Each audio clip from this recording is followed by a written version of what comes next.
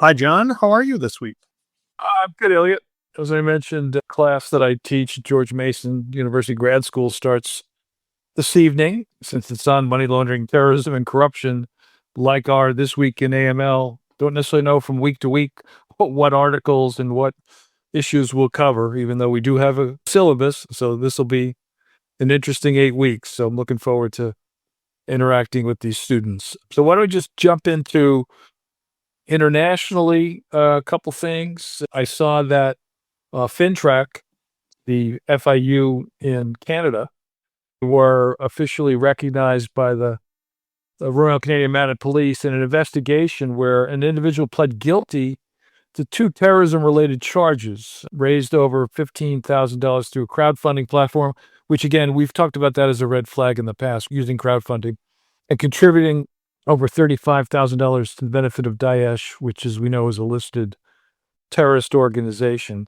According to the note from the bounties, this is the largest terrorism financing conviction to date in Canada in terms of the monetary value.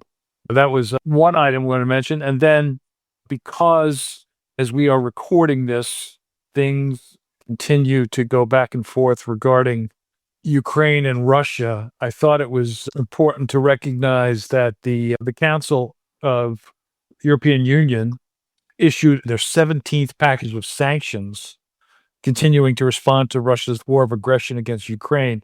According to the note from the Council, an additional 17 individuals and 58 entities were sanctioned, a port access ban on 189 further vessels in Russia's shadow fleet, and further export bans. According to the press release, that package of sanctions is part of a broader set of EU measures that also target Russia's hybrid activities, human rights violations in Russia, and the use of riot control agents by Russian forces in Ukraine. And that information is obviously available on the website europa.edu. As you and I talked about when it was happening, and as our listeners will recall, earlier on during the Russian-Ukraine war, these packages were often coordinated with U.S. action and UK action and UN action. And while these are in the same topic area, Shadow Fleet and energy and others, this package came out with EU action alone so far. We may see coordinated action, but again, early on, some of the sanction releases occurred on the same day. So we'll see where that takes us in the future. Got some more items, but why don't you go ahead? What do you have? Staying with Europe, the UK has new responsibilities by art dealers in terms of having to comply with sanctions reporting rules. These kicked in on May 14th. You and I have talked a lot, and we continue to talk a lot about the risks the art market provides and the fact that it is mostly unregulated in the United States, and there doesn't seem to be an appetite to push that forward. In the UK and other parts of the world, that's not true. And this is a case where increased due diligence on risky clients will be required. And it was an action by the Office of Financial Sanctions Implementation, which is OFSI. That's part of the Treasury in the UK. And there's a long list of guidelines that if you're impacted by these, or you're concerned that a client may be impacted and whether or not they're following the rules, you go to OFSI's website and take a look at all of these things. These responsibilities even include transactions that have already begun. And if the art dealer feels that they would be covered, then they have a requirement either to report and also to freeze assets. Interesting to see that other parts of the world are viewing the risk profile of art dealers differently than we are so far in the US. Yeah, that's not an understatement, but close. Also, since you mentioned Europe, earlier this week was the first day of the 34th year session of the Commission on Crime Prevention and Criminal Justice, and a call to action from leaders of FATF, Interpol, and the UN Office of Drugs and Crime.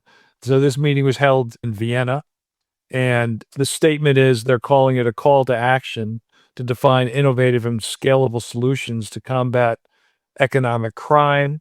They've called for greater efforts to fight crime and terrorism. FATF specifically said that they're tightening standards for asset recovery, which is an essential part of dealing with terrorist funds. Later this year, these organizations will join with the Egmont group of FIUs and release what they're calling practical guidance for practitioners on key avenues of international collaboration. Again, a statement, a purpose, a mission, if you will, but still important, especially given some of the chaos going on in certain jurisdictions regarding what laws and regulations are going to actually be enforced and or implemented.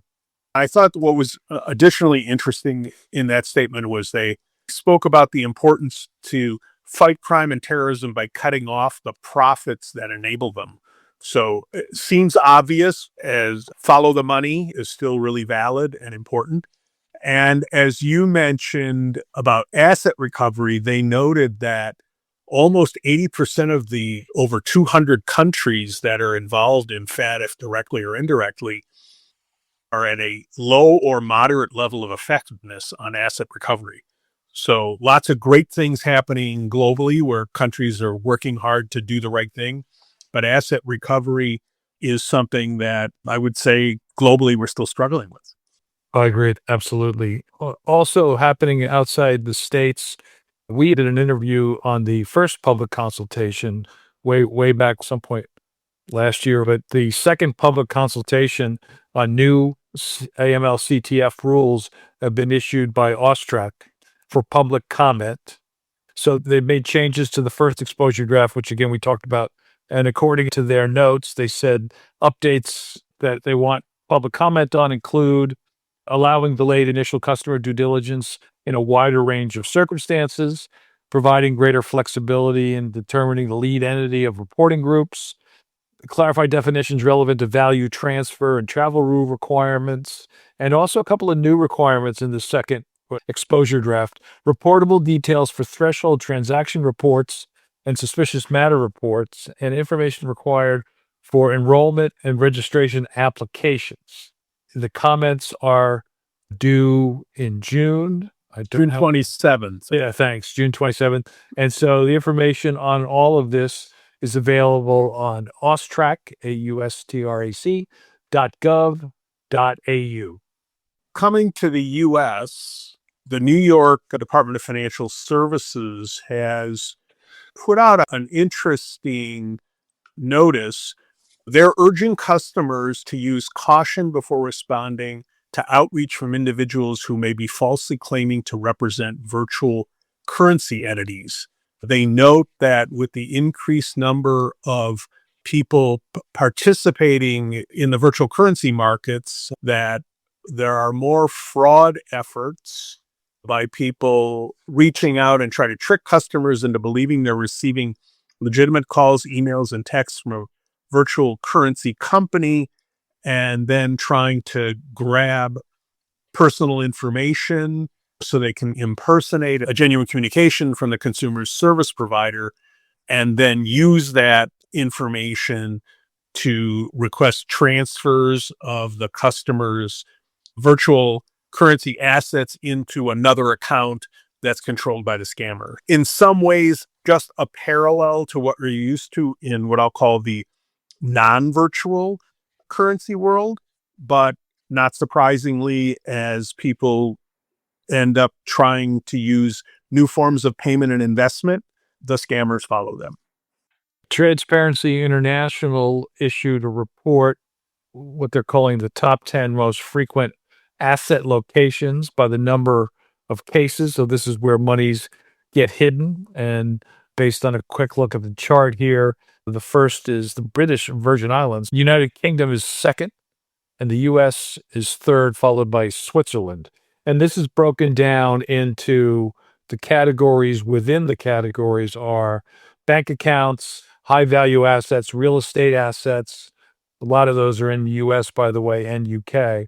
Investment funds and legal entity registration, those sorts of things. So there's also other articles, but basically they give you how and where dirty money finds what they're calling a new home, what their research tells you. And they looked at a number of areas where companies did this. Real estate bank accounts, very interesting, always useful. TI does a really good job of giving those of us in the AML CFT space, sanction space as well, certainly some information which can be used in training and increased due diligence. Again, dirty money's hiding spots, how corruption funds disappear overseas, and that can be found on TI's website. You and I have talked many times about elder financial abuse, and there was an interesting article recently in the Miami Herald about a former New York financier who moved to Miami in 2020 and ended up stealing over $8 million from his mother. It's incredibly sad, of course. He's going to face 20 years in prison and a forfeiture judgment of $8.4 million. But more importantly, I think this case is a reminder that when we think about elder financial abuse, while outside actors are certainly in the mix, caregivers and relatives make up the biggest group of abusers. And as our listeners are thinking about what their organizations are doing to detect and interdict elder financial abuse, it's important not to overlook family members. Absolutely. And we've actually done a few programs in this space. I'm sure we will continue to do that. And that's actually one of the areas of focus for the Trump administration Justice Department is elder abuse. So that's a good thing. And there's some other items there. But I want to jump to an investigative journalism piece from ProPublica that was just published late last week under the title, "The Trump Administration Leaned on African Countries. The Goal was to get business for Elon Musk." So the highlights of the reporting include State Department conducted a months-long campaign to push a small African country to help Musk's satellite internet company, records and interviews show. Working closely with executives at Starlink, the U.S. government has made a global push to help expand Musk's business empire in the developing world. And diplomats said the events were an alarming departure from standard practice because of both the tactics used and the person who would benefit most from them. So the article and the reporting is, again, it's from ProPublica. So propublica.org, you can find more information related to that investigation. One more international item, BaFin, which is the German financial regulator, published a decision that concerns a case where an obligated entity, a payment institution, was penalized for failing to establish and maintain a proper business organization, including an adequate data processing system ensuring compliance with AML requirements, such as the requirement to detect suspicious transactions. The unusual thing about this was that Finn's contention in filing this penalty is that the organization filed too many what were referred to as unfiltered STRs rather than really filing the ones that were suspicious and worthy of law enforcement's attention.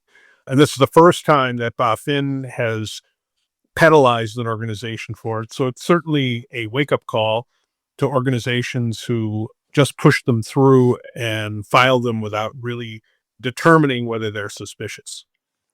We reported last week that the head of the criminal division at DOJ spoke to, I believe it was SIFMA, that outlined their anti-money laundering approach going forward about white-collar crime.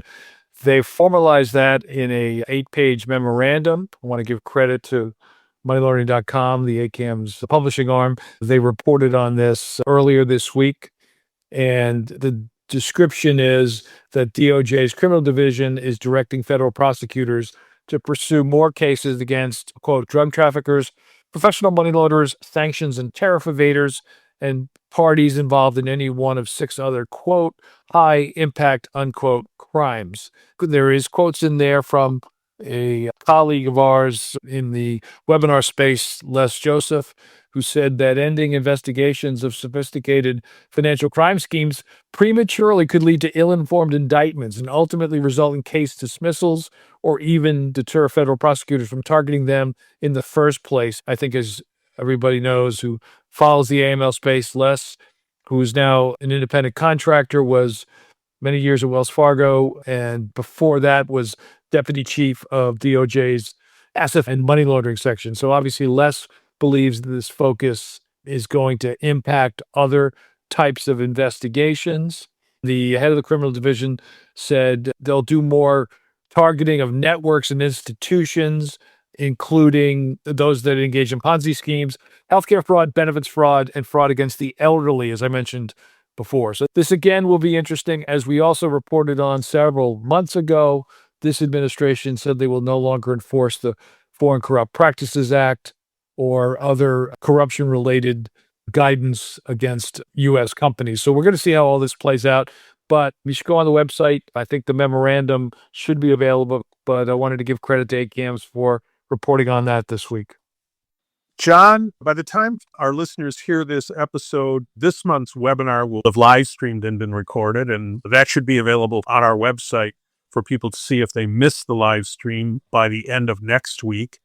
And then in June 26th at 1 p.m., we're going to talk about the latest on effective risk assessments.